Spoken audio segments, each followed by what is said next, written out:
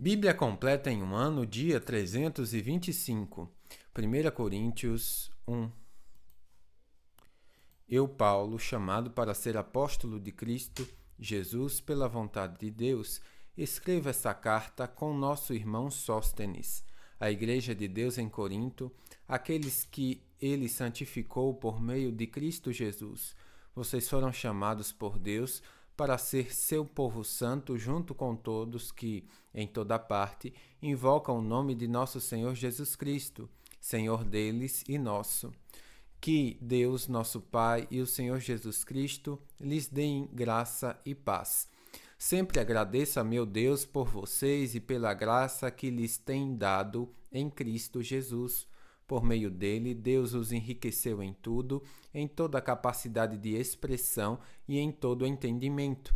A mensagem a respeito de Cristo, de fato, se firmou em vocês, uma vez que nenhum dom espiritual lhes falta, enquanto esperam ansiosamente pela volta de nosso Senhor Jesus Cristo. Ele os manterá firmes até o fim, para que estejam livres de toda a culpa no dia de nosso Senhor Jesus Cristo. Deus é fiel e ele os convidou a ter comunhão com seu Filho Jesus Cristo, nosso Senhor. Irmãos, suplico-lhes, em nome de nosso Senhor Jesus Cristo, que vivam em harmonia uns com os outros e ponham fim às divisões entre vocês. Antes, tenham o mesmo parecer, unidos em pensamento e propósito. Pois alguns membros da família de Cloe me informaram dos desentendimentos entre vocês, meus irmãos. Refiro-me ao fato de alguns dizerem: eu sigo Paulo, enquanto outros afirmam: eu sigo Apolo, ou eu sigo Pedro, ou ainda eu sigo Cristo. Acaso Cristo foi dividido? Será que eu, Paulo, fui crucificado em favor de vocês? Alguém foi batizado em nome de Paulo? Graças a Deus não batizei nenhum de vocês, exceto Crispo e Gaio, de modo que ninguém pode dizer que foi batizado em meu nome. Sim, também batizei a família de Etéfanas, mas não me lembro de ter batizado mais ninguém, pois Cristo não me enviou para batizar, mas para anunciar as boas novas, e não com palavras de sabedoria humana, para que a cruz de Cristo não perca seu poder. A mensagem da cruz é loucura para os que se encaminham para a destruição, mas para nós que estamos sendo salvos, ela é o poder de Deus. Como dizem as Escrituras, destruirei a sabedoria dos sábios e rejeitarei a inteligência dos inteligentes. Diante disso, onde ficam os sábios, os eruditos e os argumentadores desta era? Deus fez a sabedoria deste mundo parecer loucura, visto que Deus, em sua sabedoria, providenciou que o mundo não o conhecesse por meio de sabedoria humana. Usou a loucura de nossa pregação para salvar os que creem, pois os judeus pedem sinais e os gentios buscam sabedoria.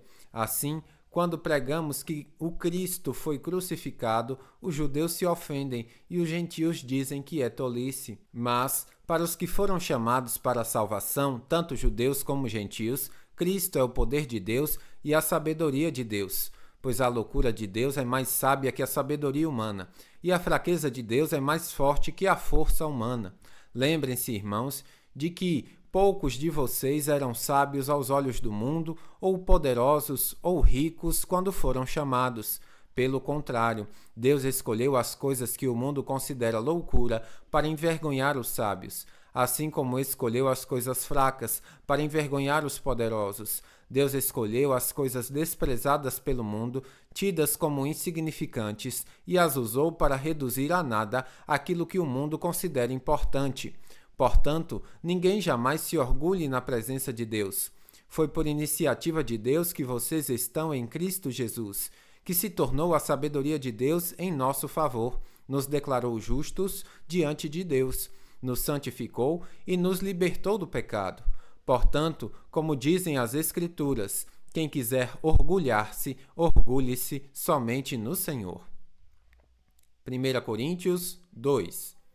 Irmãos, na primeira vez que estive com vocês, não usei palavras eloquentes nem sabedoria humana para lhes apresentar o plano secreto de Deus. pois decidi que, enquanto estivesse com vocês, me enriqueceria de tudo, exceto de Jesus Cristo, aquele que foi crucificado. Fui até vocês em fraqueza, atemorizado e trêmulo. Minha mensagem e minha pregação foram muito simples. Em vez de usar argumentos persuasivos e astutos, me firmei no poder do Espírito. Agi desse modo para que vocês não se apoiassem em sabedoria humana, mas no poder de Deus. No entanto, quando estamos entre pessoas maduras, falamos com palavras de sabedoria, mas não com o tipo de sabedoria desta era ou de seus governantes, que logo caem no esquecimento. Pelo contrário, a sabedoria a que nos referimos é o mistério de Deus. Seu plano, antes secreto e oculto, embora ele o tenha elaborado para a nossa glória antes do começo do mundo. Os governantes dessa era, por sua vez, não a entenderam, pois se a houvessem entendido, não teriam crucificado o Senhor da glória. É a isso que as Escrituras se referem quando dizem: olho nenhum viu, ouvido nenhum ouviu, e mente nenhuma imaginou o que Deus preparou para aqueles que o amam. Mas foi a nós que Deus revelou estas coisas por seu Espírito, pois o Espírito sonda todas as coisas, até os segredos mais profundos de Deus. Pois quem conhece os pensamentos de uma pessoa, senão o próprio Espírito dela? Da mesma forma, ninguém conhece os pensamentos de Deus, senão o Espírito de Deus. E nós recebemos o Espírito de Deus, e não o Espírito deste mundo, para que conheçamos as coisas maravilhosas que Deus nos tem dado gratuitamente.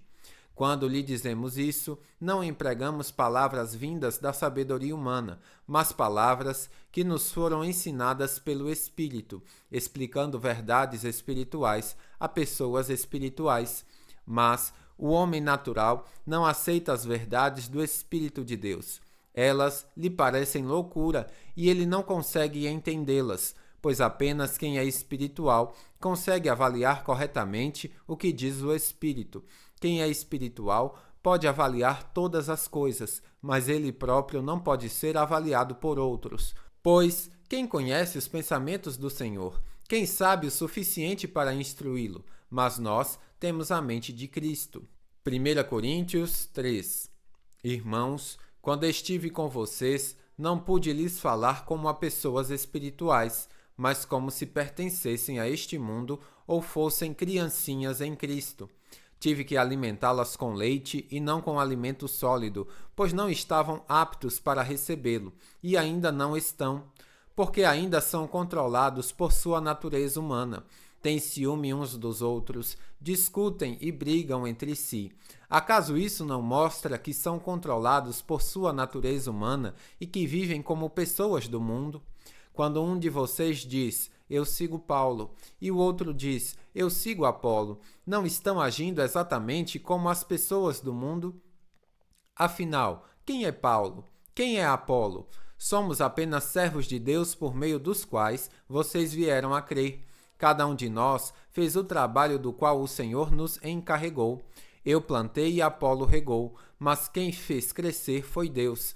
Não importa quem planta ou quem rega, mas sim Deus que os faz crescer. Quem planta e quem rega trabalham para o mesmo fim, e ambos serão recompensados por seu árduo trabalho. Pois nós somos colaboradores de Deus, e vocês são lavouras de Deus e edifício de Deus. Pela graça que me foi dada, lancei o alicerce como um construtor competente, e agora outros estão construindo sobre ele. Mas quem constrói sobre o alicerce precisa ter muito cuidado, pois ninguém pode lançar outro alicerce além daquele que já foi posto, isto é, Cristo Jesus. Aqueles que constroem sobre esse alicerce podem usar vários materiais: ouro, prata, pedras preciosas, madeira, feno ou palha. No dia do juízo, porém, o fogo revelará que tipo de obra cada construtor realizou, e o fogo mostrará se a obra tem algum valor. Se ela sobreviver, o construtor receberá recompensa.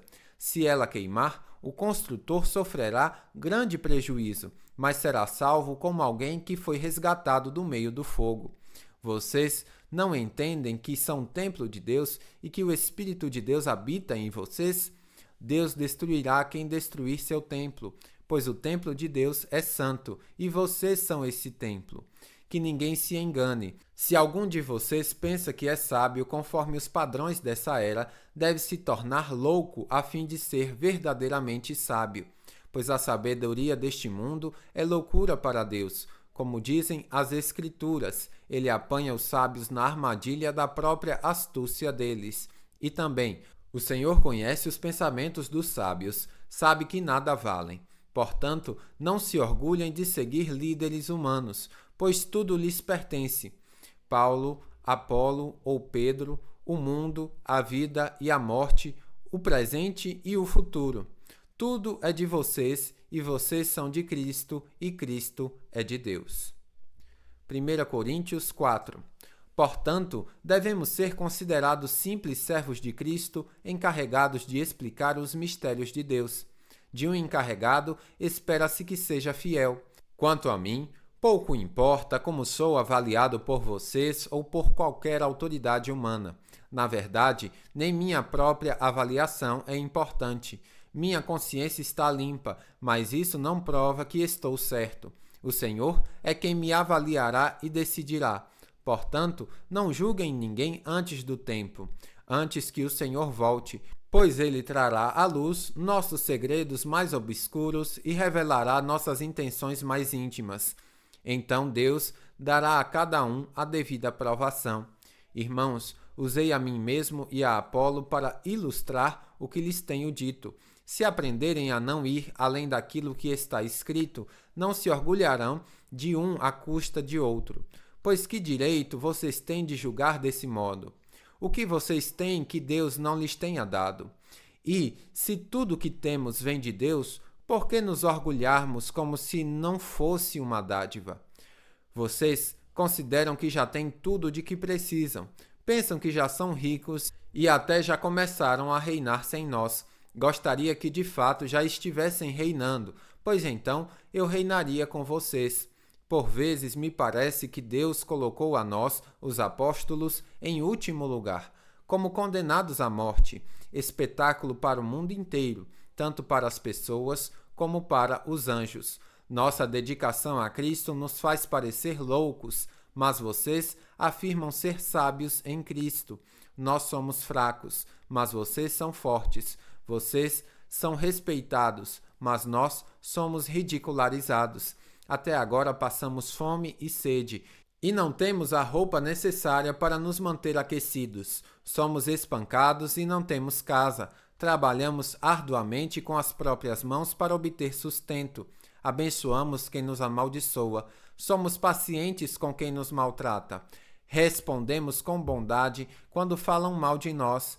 E, no entanto, até o momento, temos sido tratados como a escória do mundo, como o lixo de todos. Não escrevo estas coisas para envergonhá-los, mas para adverti-los como os meus filhos amados.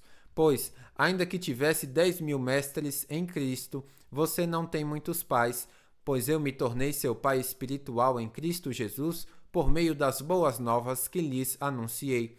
Portanto, suplico-lhe que sejam meus imitadores.